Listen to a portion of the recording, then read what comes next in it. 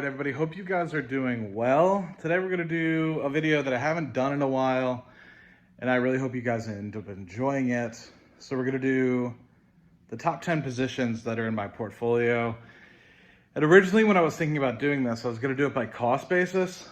And then there were some positions in there that I didn't really think are relevant anymore, like Wish, which is down like 95%. And you have some of these other positions that have just kind of died out of favor. And then it didn't really highlight some of the ones that I thought have done really well, because we're looking at it by cost basis. You're not going to be able to see the things that have grown 50, 100%. And so I really thought it would be better to just do it based off of those things. So instead, we're going to be doing it based off of current value of the position. So you will see in some cases, some of the positions down being severely, some of the positions being up. And I think it just paints a better picture of what's the portfolio looking like on a current basis rather than a cost basis. You know what I mean? So hope you guys enjoy it, and I'll see you guys in the computer. Cheers. All right, so we're just going to hop into this bad boy, and I'm just going to share this and see what you guys think. So let me do a quick zoom in, and hopefully you guys quite enjoy it. But starting off, I think I've preached this pretty well on my Twitter, specifically highlighting what the what my favorite sort of position is as of today, and that is easily SPY, right? I think everyone can kind of agree that SPY is likely to be the thing that I talk about most. I've transitioned a lot of individual stock positions out of their individual securities and put them into SPY. So that shouldn't be a surprise to a lot of folks, just based on the fact that, I'm trying to make things a little bit easier on myself, and specifically, look at the long term, take a little bit less of a day-to-day operational view on the portfolio. And here you can kind of see the different time horizons, like how things have been doing over the past few weeks versus past 5 years or so. So that's pretty cool to be able to see. But at the moment, the current position that I have in SPY is about 136,000.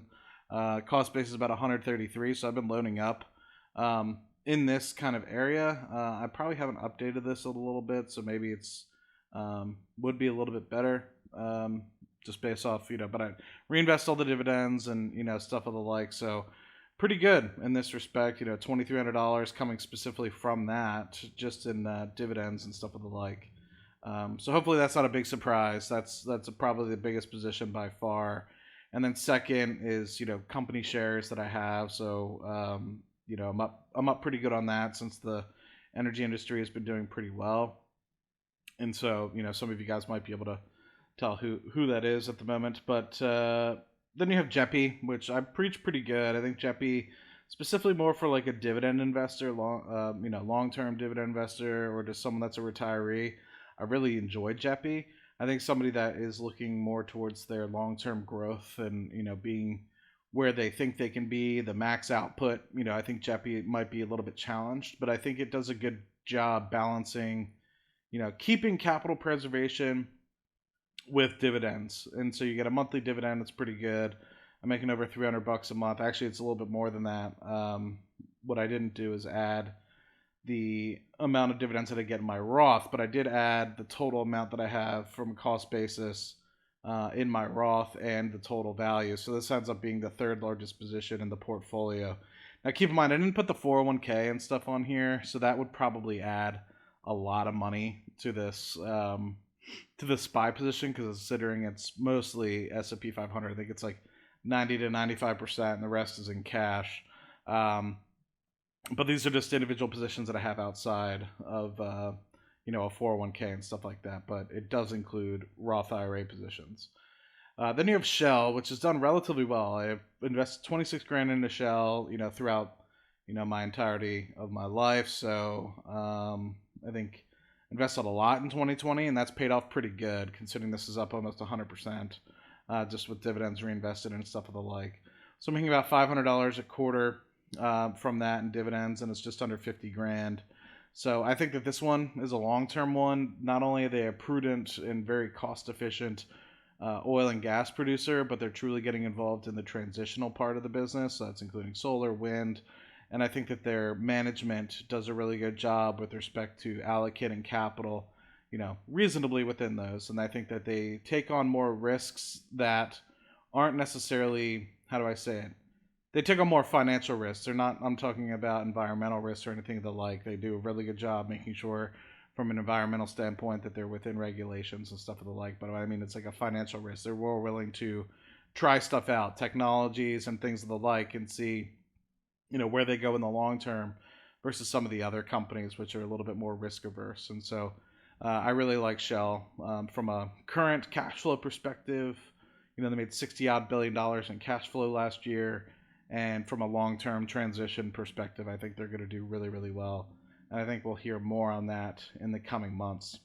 Then you have Google, which I think was a surprise to me.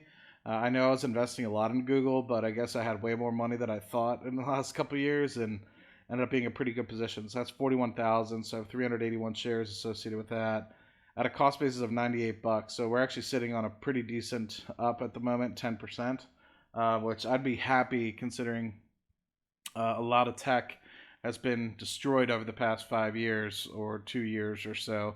So you can see, hopefully, when this thing kind of goes up and to the right again, we really truly start to see the benefits of that. I truly think this will end up being a $100,000 position not too far from now. Pepsi is another great story. Picked up a lot of Pepsi when it was around the $100 range and slowly added to that. So making about $250 a quarter on Pepsi, up about 60% or so. You can just see on the, what is this, the 30-day chart, huge up and to the right. Year-long chart, see how the waves within there, but still up and to the right. And then on the 5-year, up and to the right for sure. So pretty good position in this. I don't really foresee myself selling it unless I see a truly good opportunity coming along down the pipeline. But also might consolidate it and put into SPY. If I truly think it kind of tops out in growth. And so it's really just been continuing to go up and up and up. I have April 20-something 185 calls. And so I'm looking to roll those. I was surprised, and I think I should get a pretty good premium. But as you kind of know, with Pepsi, you kind of have these peaks and troughs. And so I'm really trying to just figure out at what point, you roll over and to be able to capture some covered call income from that. And speaking of covered calls, you have Devo here, which is about a $39,000 position. This is about break even, reinvest all those dividends. And so can't complain with this one as well. It's done pretty well over the past year. It's been flat over the past year compared to like the S&P and stuff of the like. So it's held up pretty well in that respect. But I think in terms of capital preservation, continued with dividends, kind of like what we were talking about with Jeppy. I think this is a really good one for those folks that are later in their life and later in their career, later in their portfolio, and they don't want to, they want to be somewhat shielded from the, I guess, big movements, high volatility stocks, but they still want that income on a monthly basis. I think Devo is a pretty good opportunity there. So I would just give people, kudos on that one. I think it's done really, really well in the grand scheme of things. And I think that, specifically if you're looking for dividends, Devo is a good opportunity that's not going to hinder your growth too much, right? Because sometimes these sometimes these covered call income ETFs really go after the growth and you can't really get out of it, if that makes sense. You have Amazon down pretty big on this position. What is that? 26% or so. So I was kept buying. And, I know that this is a long-term position. AWS is a huge thing. I think we're going to see a lot more growth in the e-commerce business than people truly believe. And Prime membership is going to be something that continues to do really, really well as well. So you just think about it. They're going to make over, I think, $700 billion in revenue this year. 125 billion of which is going to be from AWS. Another 500 or so million is going to be from their e-commerce business, which they intentionally lose money on because they're trying to continue to grow. Imagine the day when they actually do try to start to make decent money off of that. And I think the day is starting to kind of come there where they're trying to eliminate some of the inefficiencies and they're trying to not grow at all costs, where they're having 10 warehouses in areas that don't need them yet. They're canceling warehouse contracts and stuff of the like. I think we're finally getting to the day where they're trying to get margin out of the business, and so you might see some short-term growth decline, but I think in the long term things will be fine. And that just means more net income, and this thing's going to grow into a really good valuation. So that's kind of my thought process on Amazon. Don't sleep on it. It's still growing massively. People still use it for the convenience way more than folks are really anticipating, I think. So I think still a very long trajectory associated with that one. TQQQ, down 46% on that. A lot of people sit here and say, I told you so. Cool. I get it. I understand. But I think from where you are, look how well it did, 4 years out of the last 5. I'm not saying, past is, going to be indicative of the future results. But if you think about it, we've really seen it get to the decline of where it was, unless we see this another big spike down in the SPY or something like that, or the NASDAQ 100. And we're only 46% down. Imagine once it starts going up and to the right again, similar to what we saw after the 2020 pandemic, how quickly that went up. It went up by like a couple 100% fold, right? So the hope is this is a long-term investment. A lot of you guys say, oh, it should be a short-term trading vehicle. I get it. The positions in the portfolio are pretty large. There's a lot of money spread across a lot of different great companies that are not going to zero. This is a very speculative position. And the thought process is if I honestly lost this $60-some thousand, it sucks, right? It's going to hurt. But and I lose this other $36,000, it goes to zero. Yeah, it sucks. It hurts. But at the end of the day, am I going to go bankrupt? No. And the upside opportunity associated with it, this going 10x compared to some of the other positions in the portfolio, is way more likely than some of those others. So like Pepsi, for example, probably not going to 10x from here, right? It's going to be a great place to store capital, not going to 10x, right? So TQQQ, on the other hand, that triple NASDAQ 100, could, in the next 20 years or so, 10x from where it is today. And that ends up being a $300,000-$400,000 position that, could be something that I then move to the S&P 500 and just kind of let 5% of the portfolio stick as TQQQ, right? And anytime it gets too out of control, it gets to say it doubles in a year or something, take a little bit, put it into SPY. Always kind of keep 5% in TQQQ.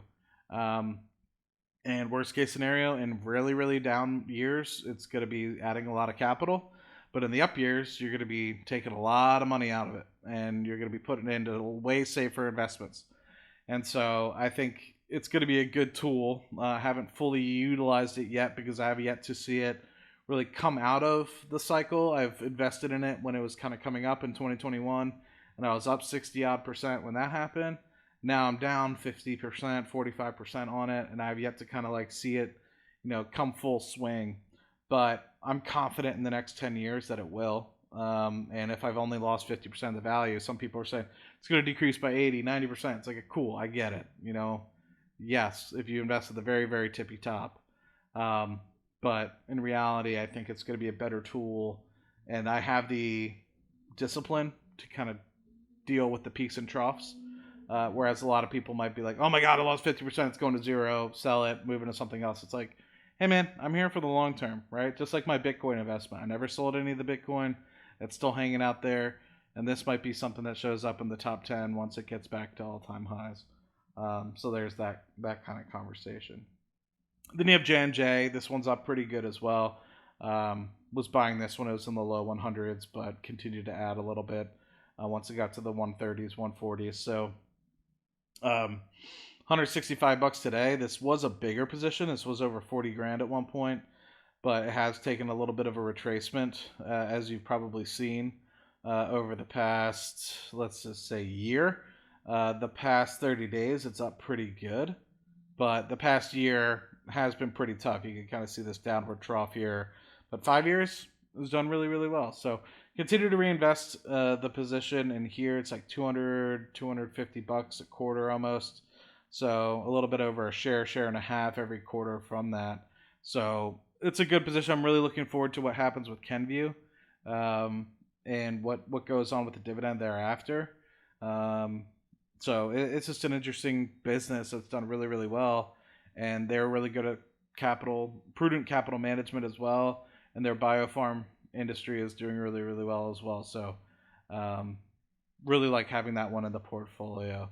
But this one was a surprise, right? So totaling all the positions in the top 10 within here is cost basis of over 500,000 and market value of over just over 500,000 as well, which I thought was pretty surprising because the cutoff here is 35 grand, right? So we didn't talk about Palantir, we didn't talk about Rocket Lab, we didn't talk about Realty Income, we didn't talk about Stag, all these other positions that I have in the portfolio that I view as sizable positions, and here we are in the top 10 over $500,000. So pretty cool to be able to share that with you guys. I don't think you guys really understand the I don't want to severity, like depth portfolio. It's not the right verbiage. What am I looking for? I don't think you guys understand the diversity of the portfolio, the bench of the portfolio, because I think a lot of people think they just hear me talk about Palantir, and most of the time what I talk about on the streams and stuff of the like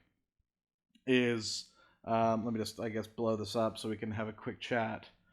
Most of the stuff what I talk about on the streams and stuff like that are just the big positions, right? The positions that I think can go to the moon, the positions that I think will do really, really well over the long term, the positions that I see 10xing, because that's the stuff that's fun for me. Like talking about Johnson & Johnson and being up like 20%, 30%, that's cool, but it's not, it doesn't make me like, how do I say it? Johnson & Johnson may eventually become a $100,000 position in 20 years if I hold on to it and I don't consolidate it and put it into SPY like some of the other positions. But I don't see, like, I see a Palantir growing into $100,000, $200,000 position way sooner than I see a Johnson & Johnson. And I see the same for Rocket Lab. Rocket Lab's like a $12,000 to $15,000 position for me. I foresee that being a $100,000 plus position, and so when I talk about these things, I talk about them in their long-term potential, and the positions that you see there, like the SPY, for example, probably will get to 250 first in terms of total size, and if you include the 401k, it's already there. But if you just talk about the S&P in SPY position, it'll probably get to 250 first. But the reason why is because I'd either be consolidating some of these positions and putting them in there, or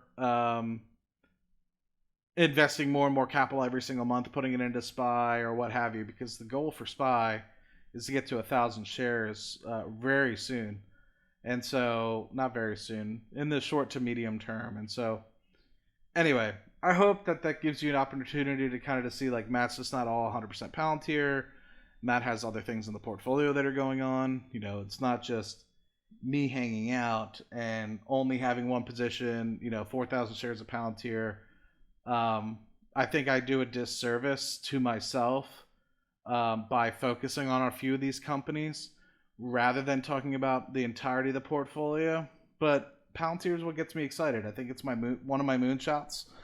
You saw a couple moonshots in the portfolio, just in the top 10 there.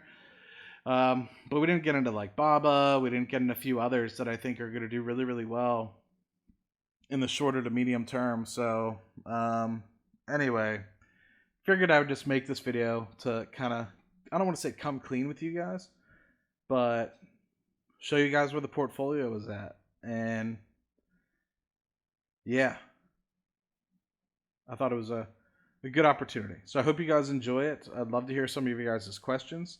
And as always, you guys know I'm available on Twitter and stuff. I'd like to hit me up. So hope to talk to you guys soon, and hope you guys enjoyed it. Cheers.